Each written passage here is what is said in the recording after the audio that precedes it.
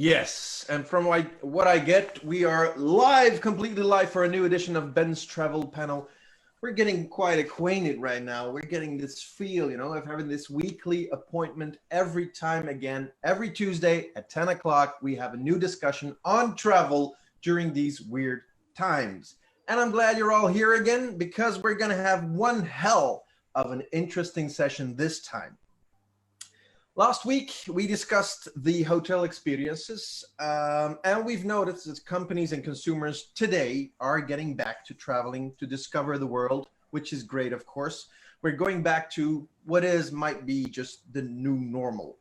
Yesterday, the European Commission, as well as lots of countries, have informed the world on how traveling will be made possible again in the future. And most travel agencies in Belgium right now have reopened their doors. The flight plans have been reset. Life is taking back. We are becoming voyagers again. Now, the holiday experience will depend a lot on the accommodation experience, of course, and the destination. And that's why I have invited the creme de la creme, or the top destinations for Belgians, the responsibles for them in Belgium. I've invited them all, and they're with us today. I think Vincent has joined us right now. He's the director of Belgium and Luxembourg from Atout France, Vincent Toulotte. Hello, I cannot see your face, Vincent, but you probably look great this morning. Let's continue. I've got some problems. It doesn't work. It doesn't work. The camera doesn't work. All right, that's fine. Let's continue with Mr. Novak from the Croatian Tourism Board. Good morning. Hello, everybody. Good morning. Hello. Alfonso from the Italy Tourism Board. Welcome as well. And hello, goedemorgen. Hello. Glad to have you with us. João Rodeia from the Portugal Tourism Board is here as well. Hello. Goedemorgen. Wow, in Dutch, incredible. Goedemorgen aan jou ook. And from the Tenerife Tourism Board, we have Nieves Perdomo Pereira. Welcome to you. Hello. Hola. Buenos días. Buenos dias. Buenos dias. Yes. As I said, I will be conducting this session in English since it might make things a bit easier. My Croatian is not as good and my Portuguese neither. So let's just do it like this. Let's be honest, guys. This crisis had hit several European countries extremely hard the last couple of months and might well be making a struggle for the next couple of years, both in an economic sense as in travel opportunities. To have a lot of direct responses, I don't know if any of you have been with us. Ivan, I know you've been with us in the past, so you know how this works. We have this round where I ask questions and you just go yes or no. Just try to respond with a yes or no. Vincent, is that clear for you? Oh, he's not there anymore. That's a pity. So I'm just going to ask you 10 questions. Just respond with a yes or no, and that way we'll get a visual of your destination and how the situation is there right now. Let's start. I'm going to start with Alfonso, then move on to Joao, then to Ivan, and then Nieves. All right? Okay. Here we go. Will your destination be open to Belgian travelers on the 1st of July, 2020? No, from the 3rd of June. So, yeah. Okay, so earlier, I suppose. Moving on to Joao. Yes. Yes. Ivan. Yes, we are open since mid-May for Belgian travelers under just several small restrictions, but it's just the reservation people need to provide. That's the only. Okay, moving on to Nieves. Yes, it will be, definitely. It will be open. Okay, when I arrive in your country, will my body temperature will be checked, for instance, Alfonso? Yeah, in the airport, yes. Okay. Joao? Yes. It's not foreseen. It's not foreseen, Nieves? Yes, it will be taken, yes. Are all mosques obliged while visiting your country? Are they obliged everywhere? Alfonso? Not everywhere. In indoor spaces, yes. Outdoor spaces, not. Okay, that makes sense. Joao? In Portugal, in public transportation and in closed areas, including airports, of course. Ivan? Yeah, similar in Croatia, it's recommendation, especially for indoor spaces. Okay, Nieves? Yes, in public spaces, especially in closed spaces. In the outdoor, it's a bit different, but in public spaces in general, yes. Okay. if I can believe that restaurants will be open in all your countries, but cultural sites, will I be able to go and visit the Colosseum, Alfonso? Yes. And how? You should maybe book in advance. Depends on different museum and different places. Most probably there are contingent access, so there is a maximum of access per day. So most probably we have to book in advance. There are some slots, and maybe there are some itinerary you have to follow. But in general, all the museums, all tourist attraction, everything you can think about tourism is 100% open. Okay, moving on to Joao. Will I be able to go and visit Guimarães? For sure. Everything is open for the tourists. Please come. Welcome. Okay, Ivan, will I be able to go and visit Split? Yes, of course. In Croatia, everything is open since also beginning of May. So all the national parks, all the cultural attractions, restaurants, bars, everything is open. Everything's open. Okay. Nieves, will I be able to go and climb the Teide? Well, climb the Teide, yes, with the cable car, with limited capacity, but it's working. Go by foot, it's a bit harder. But yes, almost the museum, the restaurant, the terraces, they are open, all with limited capacity. So like everywhere. So you need to make sure that you're in time, or you have to get in queue. Yes, we recommend to book as possible every ticket, every booking online, mostly exclusively online, because it will be much easier to control the access and the capacity. Yes. Okay. According to you, will this be a breakthrough for ecotourism? I'm going to start off with you, Ivan. Well, I think it's very much possible because I'm sorry, I just have a call. That's fine. I have to decline. Yeah, sorry, I apologize. Yes, I think it's this is something where Croatia is definitely a very interesting destination because we have practically double of surface of Belgium with half of the population, 1/3 of the population. So there are a lot of natural sites, a lot of nature, a lot of national parks, and a lot of accommodations that are in these natural spots. So I think it's very much possible that this will be a very interesting accommodation for this summer. Okay, perfect. I'm just going to start off with Monsieur Toulot. Est-ce que vous êtes là, Monsieur Toulot? Oui, oui, j'ai un problème technique au niveau de la vidéo. Désolé. Het ziet een beetje zwart voor de ogen van meneer Toulot. You're looking kind of black for the moment, but that's fine. I just would like to know, if I go to France, will I be able to visit, let's say, for instance, the Eiffel Tower? Alors, je vais vous répondre en français si cela ne vous dérange pas. Oui, effectivement, la frontière a été ouverte donc hier et de façon un peu symbolique puisque le ministre du Tourisme français est venu en Belgique justement à la frontière pour participer à l'ouverture de cette frontière entre la France et la Belgique. Donc effectivement, l'ensemble du territoire français maintenant est safe puisque en France, on avait dissocié certaines régions rouges, vertes, oranges en fonction des risques sanitaires. Donc aujourd'hui, l'ensemble du territoire est au vert. Et donc, il y a une totale liberté pour les touristes belges de venir en France, quelle que soit la région. Okay, so there's no more orange, no more green. Non. Tout est vert, quoi. Tout est vert. Tout est Everything vert. is green. Green lights to go and travel to France. That way we know this. The question was, of course, will this be a breakthrough for ecotourism? Monsieur Toulot, what's your opinion on that? Alors, ma première opinion, c'est que l'écotourisme, encore faut-il savoir le définir, car chacun a sa propre définition de l'écotourisme. Ce qui est aujourd'hui écotourisme s'appelait il y a une vingtaine d'années, le tourisme tout simplement.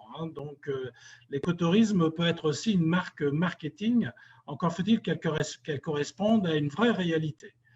Il est certain qu'aujourd'hui, la demande, et elle va se prononcer, la demande des touristes va plutôt s'orienter vers plus une qualité et une expérience du séjour plutôt que entre guillemets, vers des vacances qu'on pourrait juger un peu intelligentes, plutôt que de s'amasser sur des plages et de rentrer dans un tourisme de masse. il est certain que là, le Covid-19 a certainement précipité et accéléré un mouvement qui s'était déjà un peu amorcé il y a quelques années, d'aller vers des territoires un peu moins fréquentés, où on vit une vraie expérience à la fois de découverte naturelle, mais aussi de rencontre avec les gens, où le tourisme est accepté par la population locale. On s'est rendu compte que dans certaines villes en Europe, le tourisme est arrivé à un tel niveau prédominant qu'il commence à être rejeté par la population locale. Donc ça, c'est un élément qu'il va falloir aussi gérer, de saturation touristique de certains lieux. Et donc, effectivement, les touristes vont s'orienter vers des lieux où ils se sentent peut-être plus les bienvenus par la population locale, aller sur des zones un peu plus proches de respect d'un environnement et avec une qualité effectivement de séjour et des possibilités de loisirs de plein air et d'une proximité avec la nature. Ça pour moi, tout ça, c'est l'écotourisme en fait. Oui, voilà. Merci pour votre contribution, Monsieur Toulot. Exactly what Monsieur Toulot just said. Of course, what exactly is ecotourism? Can you define it? Because it is a term that has been with us for over 20 years right now. The question is, it used to be, going through on holiday on a farm and help farmers with them. Today, it has another definition. Joao, according to you, ecotourism, what is it today? For me, it means smaller scale tourism. Because when Vincent was mentioning that going to the beach does not mean ecotourism, I totally disagree, because we have plenty of wonderful beaches with smaller scale accommodation. And this is a tendency we are absolutely looking at in Portugal. A lot of people are just looking for smaller scale properties and accommodation. So yes, it's a good opportunity also for places in Portugal a little bit outside the coastline and less urban areas, for sure. I will continue with Alfonso because, as Vincent mentioned as well, this is not maybe the big revolution, but it has made everything more accessible and might speed up the evolution. Would you agree? Absolutely. In general, for me, ecotourism is a tourism that is focused on local economy, local heritage, environment, of course, and also quite important the business side. So everything should be profitable. And how Portugal say it's tourism in a smaller scale. Also, in my opinion, there will be an increase of tourism to outdoor activity or nature destination. So we want to avoid crowd spaces, crowd cities, maybe crowd museum and so on. We want most probably focus on active vacation, hiking, trekking, biking in contact with the nature. So I do see an increasing of ecotourism in this sense in the coming months. So this has sped up the evolution. Nieves, for you as well, Tenerife used to be Playa de las Americas. Today it's Green Tenerife that you're promoting. Well, for us, it's an opportunity because we are very well known as a seaside destination, especially for the winter. So this is the image of Tenerife we have almost everywhere.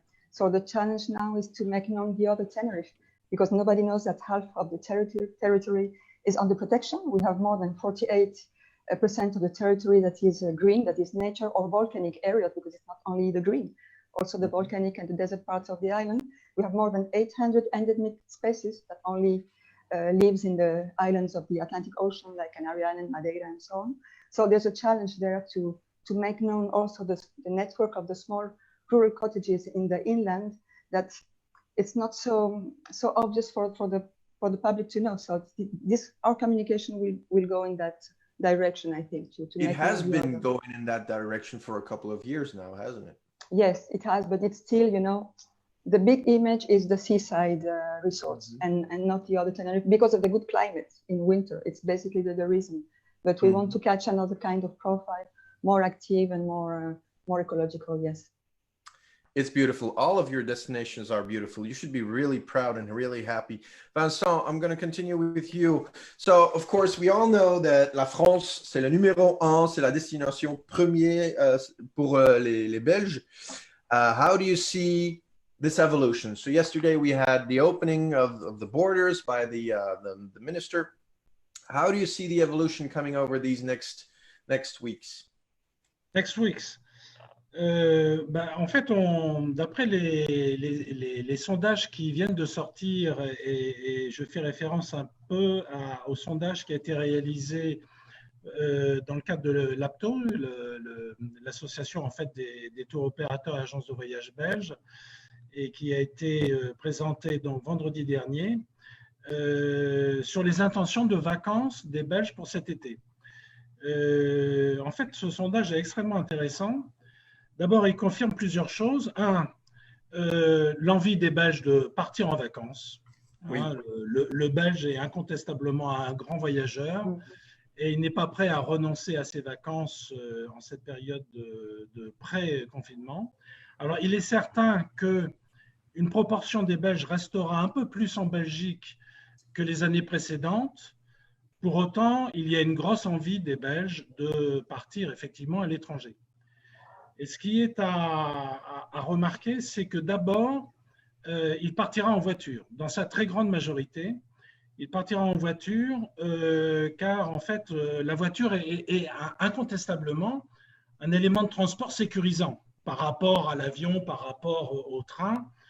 Et ça lui donne effectivement une grande liberté et puis il se retrouve dans un environnement avec sa famille où il n'y a pas de risque entre guillemets de contamination possible. Donc il va privilégier la voiture et en cela la France est bien positionnée puisque 80% des touristes belges qui viennent en France viennent en voiture. Right. So we did a survey as well, and Monsieur Toulot, sorry to cut you right there, but 84% of the Belgians is willing to go abroad on holiday, of course. And if we look at the destinations that they wanted to choose, Portugal was one of the most, the number one destinations. Why would that be, João? Well, Portugal has been on the news as relatively spared by the COVID. So this is one of the elements that people are considering at this very moment, safety, security, and we are well positioned for this. Of course, reaching Portugal by car at this very moment is not possible yet. So people have to take a plane to enter Portugal until the 1st of July. Portugal is accessible only by plane, but we are under control. We're very much willing to welcome tourists as soon as people want to come. Yes, of course, you are willing and able.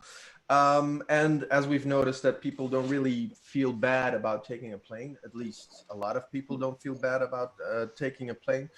But on the other hand, I still notice that there are a lot of questions with consumers. During this crisis, for instance, how did you guys notice this? I'm going to ask the question to you, Ivan. How did you notice people having a lot of questions about the destinations? Were they well informed? I don't think so. In this situation, I think everything was because media didn't have much other things to write about except for the pandemics. So in many cases, everything was news. So something was published, even though in many times the journalists didn't pay enough attention, I would say, to the information. So sometimes they misinterpreted the information and they published it. I think the public is already a little bit confused. They need some certainty and some security. And when they read some news that in some countries you are not welcome and in other yes, although everyone is welcome everywhere, maybe not at this moment, but I think sending this kind of messages is really not helping anybody, not even the media, not even the clicks they get with that. So I think we should not trust 100% everything what is written nowadays in the media, and should everybody, also the travel industry, the travel agents, the customers, they should really follow the reliable sources. So not what's written in the media, but what is written on the pages of Belgian Ministry for Foreign Affairs, what is written on the pages of institutions of different countries where people intend to travel, and these are the most relevant information. Don't trust the media. What else is good? Not 100% at least, yeah. I'm going to ask the others the same question. Alfonso, for instance, you, as a country that got hit hard by this crisis, have you noticed that people were misinformed? Yes and no. In general, we got in our office, my colleagues, we got a lot of questions about information, measurement, and so on about Italy. What is difficult in general, not only in Italy, but I do see also in France, I do see also in Germany, it's each specific region in the country took different measurements. For example, France was green, orange, red. Germany, all the lenders, they took different measurements. In Italy also, all the single region took different decision. So it was quite confusing for the media. I imagine media in Belgium, they had to translate maybe in Italian, maybe in English. So it's quite difficult to follow. My opinion, as Ivan said, is follow always the official website. So for example, Belgian government or Italian government in this case. For example, in our website, which is italia.it, there are every day an update about the latest decision, the latest information, official information translated in English, in French, in all the major languages in Europe. So it was quite confusing. Yes, so please use the official source of information. Use the official source, of course. Yes. Will you be changing your strategy in the upcoming months? Yes and no again. Italy was, we want to focus on ecotourism, sustainable tourism, active tourism, outdoor tourism. So the COVID-19 just speed up the process. I mean, anyway, we have to go in that direction. So yes, because speed up the process. So maybe what we want to promote now is what we plan to promote maybe in 1 year, but now we have to speed up the process. But in general, I do see that we are going in the right direction. And what happened, this crisis, the positive side is helping us to go to that direction. Yes. So for a more sustainable, more green, more active and natural tourism. Which is something your clients are asking from you these days. They're asking you to be sustainable, to ban plastics, and so on. Last week on this Ben's Travel panel, we had the large hotel chains. We heard about their protocol and their measurements. João, a question for you. Portugal was one of the first destinations to come up with a label, one of the only destinations as well, the Clean and Safe label. What is this about? The Clean and Safe label was something that the National Tourism Office created, knowing that the client was asking for trust. Where can I go and how, in what conditions? So we have created a label. It's not a certification. It's basically a voluntary issue that all Portuguese companies involved in tourism are able to apply. They apply online. It's for free. It's simple. And it only assures the client that we are doing everything we can to transmit trust and security to the client. So, of course, all the obvious measurements, that everything is being cleaned regularly, that the employees of the hotel are wearing masks all the time, but also the way the beds are being made, the social distancing that is being kept and so on. This is just a commitment of the Portuguese tourism system to say, we are ready to receive our clients clean and safely. Is this a guarantee you're giving me? Is this being controlled, or is it just something that you're doing voluntary and you get the label, but if it's really done, nobody really knows? No, every company applying for the label is being controlled at random, of course. So we have at this time around 12,500 companies that have applied for this label. So we cannot control them every day. It's not possible. So it's being done randomly. It cannot be a guarantee, of course, because if there would be a guarantee, we would not be talking about this at this moment. There is no guarantee that COVID is not going to be spread. So there is no guarantee. It's just a commitment to say, we're doing everything we can to make sure you're safe. Wouldn't you agree that this is something that we should do on a European level? I certainly do. We are actually also the first European country that has also received the label being given by the World Tourism Council. So yes, ideally, it should have been done on a European level, but actually a lot of European countries have asked ourselves, how did you work with your label so that we can apply that to our region, to our country as well. So we've been one of the leading countries applying this, and it is being followed by a lot of other countries in Europe and in the world. Europe is hard to find these days. That's, of course, a fact. Ivan, I could see you nod when we said, shouldn't we do this on a European scale? Because you believe that Croatia should have this as well.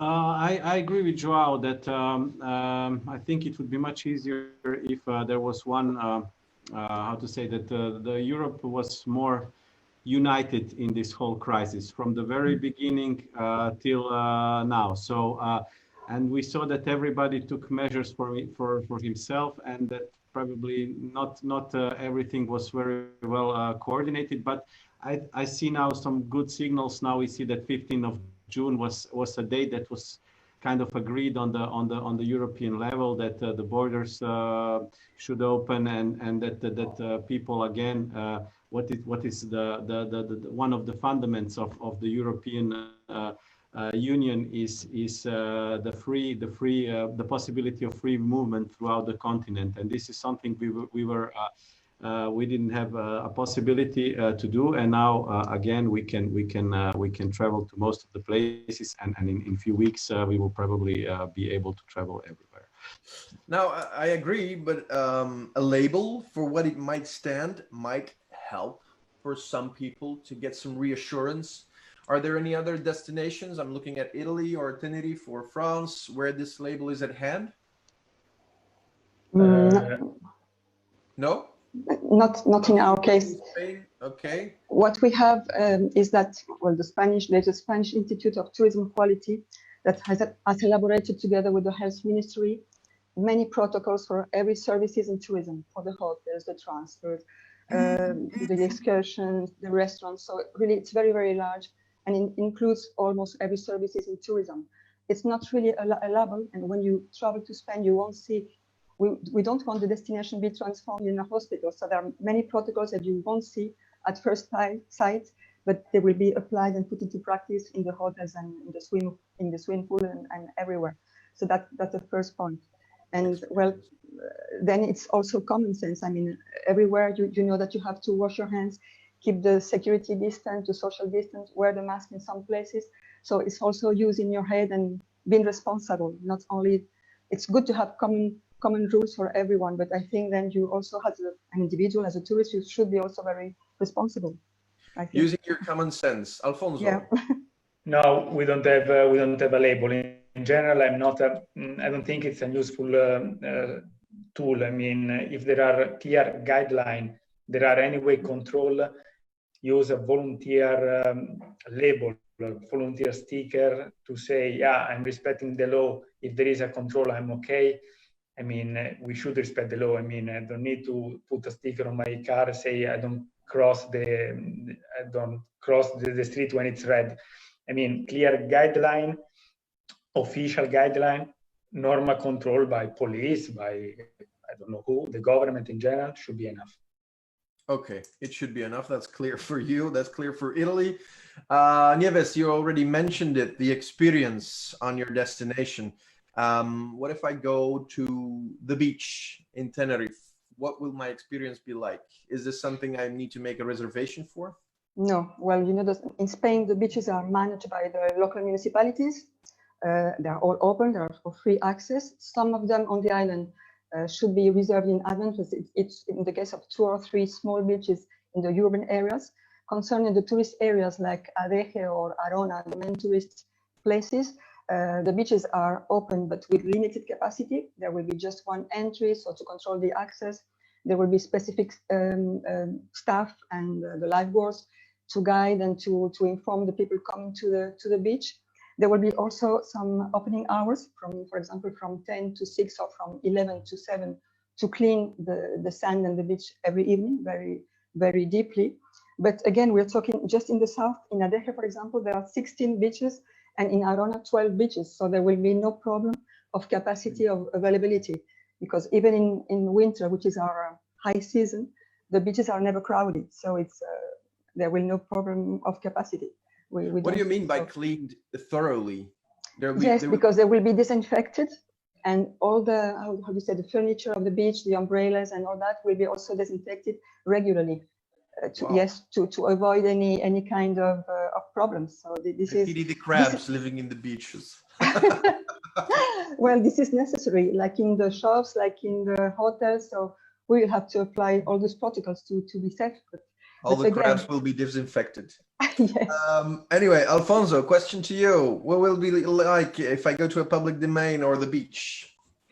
Yeah, I can almost copy paste the reply of Tenerife. Also in Italy, the beaches can be private. I mean, you have to go there and subscribe an abonnement, so nothing changed. They will disinfect all the beach furniture and so on. If there is a public beach, in this case, the responsibility is of the city hall, who own the beach. So they can control the social distance keeping, but it is also a matter of personal responsibility.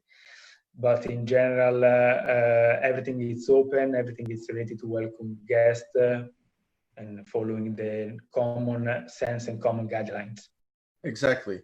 So from what I got from the questions we asked earlier, a face mask might just be necessary in the interior, but when you're outside, it will not be necessary at all. Exactly. Am I correct? In general, I have some stuff here. In general, the mask is mandatory in indoor spaces. So, for example, I don't know, museum, also markets. So, indoor or spaces where social distance cannot keep. So, for example, markets and so on.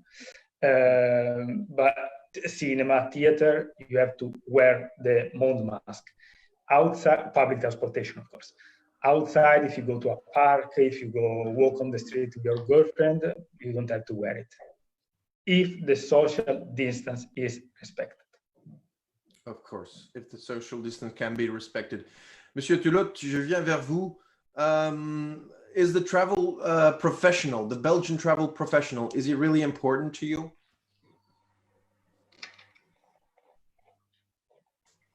Monsieur Tulot, il nous a quittés. Ah, vous êtes là. Oui, non, parce j'ai vraiment des problèmes techniques, désolé, entre l'image et le son. Aucun souci, aucun souci. C'est pour ça que j'apparais, je disparais, enfin voilà. Donc, effectivement, le professionnel belge des voyages, est-ce qu'il est vraiment important pour vous? Alors, c'est sûr que la très grande majorité des Français, des Belges qui viennent en France ne passent pas par, comment dire, une agence de voyage. Pour autant, nous pensons que le professionnel est un élément déterminant pour redonner du crédit à une destination. C'est pour ça que nous avons toujours été proches des professionnels pendant cette période de confinement, car c'est essentiellement un vecteur à la fois de confiance et de communication vers le grand public. Et donc, même si en volume, la grande majorité des Belges passent directement ou via des OTA pour la France, le B2B est extrêmement important pour nous. Le B2B est extrêmement important, bien sûr. Exactement, en parlant de ça, let's continue B2B, of course. How will you organize events, fairs, networking possibilities in the future? I'm looking at you, Joao. Well, good question, but to be honest, we're still evaluating how things will evolve in the future. At this moment, we are not organizing any events until the month of September, and we are taking step by step. So we are not sure. No, study travels? Also suspended until the month of September, and then to be evaluated. To be evaluated. We want to make sure that we are bringing our trusted trade partners to Portugal, also with the air capacity, with the flights that are not totally there yet, and not before the month of September. Yeah. Okay, that's what from I get. What about a shift to webinars? I mean, I'm in Portugal in my mind right now. We are doing that. Tomorrow I have another webinar. I've had a couple with the Dutch and the Belgian partners. Yes, we are certainly doing that. Monsieur Toulotte, on peut vous voir enfin, c'est incroyable. But we cannot hear him just yet. Anyway, this was quite interesting. Is anybody willing to just elaborate on the fact how events and fairs and networking events will take place in the future? I'm looking at you, Ivan. It's difficult to say. It's very tough question. We are in a new reality, I think, and I think things are slowly coming back to normal. So people are social beings, so we like to gather together. We like to socialize, and professional events like workshops or study trips or press conferences are the moments where you really can network with the people, can meet them. I mean, it's very comfortable to do a meeting like we do today from our office, and we just click on the button. But I think in the future it will be again that we will gather, because this way we can present ourselves better. We can present our gastronomy. We can present our wines. We can better present our destination, I think, than this way. Exactly. Now, some good news, of course. As I said, 84% of all Belgians are willing to travel abroad this summer, which is something I was not expecting, to be honest. I was thinking about, having a staycation. I thought everybody was about to have a staycation. This is not the case. How are you guys looking at this summer? Monsieur Toulotte, as you said, your borders are open, so everybody is welcome to come and join you. Alfonso, do you think a lot of Belgians will travel to Italy? I hope. In general, I think I do see good numbers for Italy. So I do see a good trend for Italy, especially now. What we are expecting is really last minute or last second booking. And how we said a few minutes ago, I do expect a lot of movement using car, so private car. So taking the car, going especially in the north of Italy, which is more easy to reach by car from Belgium. So I do expect a good Belgian flow to the northern part of Italy, yes. Okay, which is beautiful, by the way. Yeah, absolutely. It's absolutely stunning. Nieves, I'm going to ask you, because as you said, you're a winter destination. So if the summer's lost, it might not all be lost. Well, yes, we are traditionally a winter destination, but we thought that we were only going to work with the national tourism, Spanish families from mainland, maybe some French people, but we are surprised to have received more reactivity from some markets like the German, the Belgian, the Dutch. So they're all very welcome, of course, and just to give the information to the Belgian, because they know the island very well for the winter, so they may think that in summer the temperature is very high, and we never have more than 30 degrees here. So it's also nice to go to the beach, to do some hiking. It's a good period also to travel to the island. I think the connectivity also is reactivating from Belgium. That's also good news with Brussels and all the TUI fly. So I think the Belgium will be among the first to open the destination from an international point of view. So that's good. That's good for us. Okay, Ivan, would you like to add something to that? Yeah, I mean, we also expect mostly this year customers traveling by car. Croatia is 1,200, 300 kilometers from Belgium. And we believe that, like it was said before, Vincent said that traveling by car, it's a safe way to travel. I think many people will travel this way. And we expect a lot also from those customers. And especially Belgium is a very interesting market for Croatia, because in the recent years, Croatia has made huge investment in high standard hotels, accommodations, and where practically Belgian customers are very, very welcome, and they like to stay.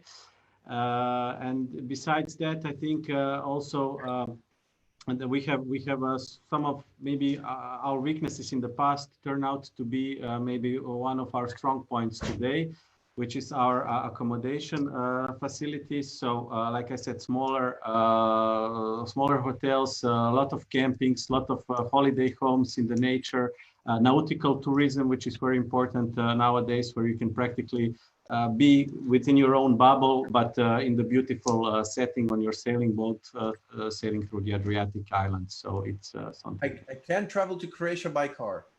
Of course. Okay.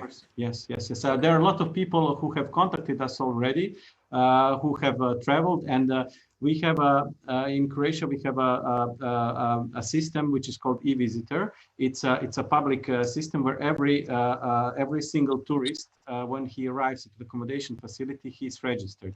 And we get this data practically every day, and comparing those. So now it's only one day, so I have data from yesterday, but the number of people coming from Belgium, Holland, etc., has tripled in comparison with the few days ago. So I hope that every day there will be more and more people arrive. I mean, the figures are still very small. I mean, we have a decrease in number of arrivals of almost 90%. So comparing to last year, but we see every day that things are evolving. So it will be interesting to see in 1 week how things are getting. Okay, that's good news. Je continue par vous, Monsieur Toulotte. Est-ce que l'été sera sauvé? Will the summer be saved, according to you? Enfin, sauver est un grand mot, mais en fait, il y a encore des opportunités pour que les Belges, effectivement, viennent en France cet été. Et d'ailleurs, on va engager, là, dans les prochains jours, des actions de communication sur le marché belge pour certaines régions françaises.